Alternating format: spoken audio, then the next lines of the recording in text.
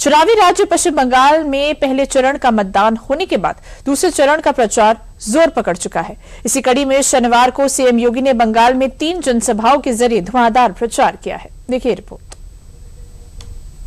रुझान बताते हैं 4 मई को जब ईवीएम खुलेंगे तो कमल ही कमल हर जगह खिलता हुआ दिखाई देगा। डबल इंजन सरकार बनेगी तो टीएमसी के गुंडों को सिर छुपाने के लिए जगह नहीं मिलेगी। पश्चिम बंगाल के चुनावी मैदान में पहले चरण में हुआ बम्पर मतदान दूसरे चरण के रण के लिए अहम मुद्दा बन चुका है।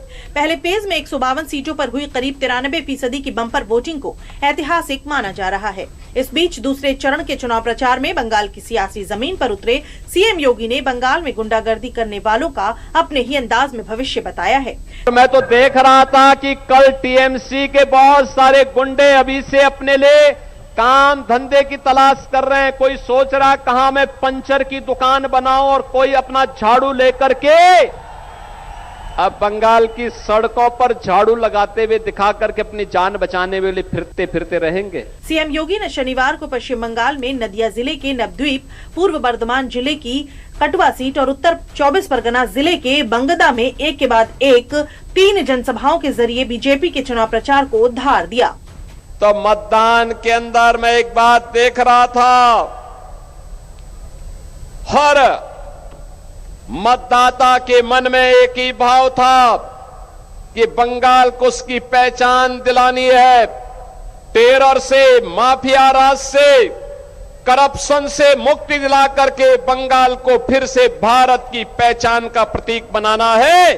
आपके सामने अवसर है। यह अवसर इस बात का है कि बंगाल को उसकी पहचान के लिए मोहताज करने वालों के सामने यह पहचान का संकट हमें खड़ा करना है। बहनों और भाइयों, बंगाल को उसकी पुनर्प्रतिष्ठा दिलानी है।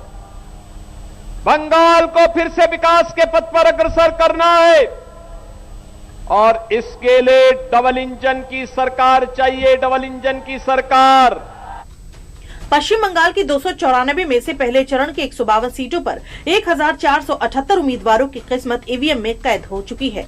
वहीं दूसरे और आखिरी चरण के 142 सीटों पर 29 अप्रैल को होने वाली वोटिंग के लिए चुनावी प्रचार रफ्तार में है।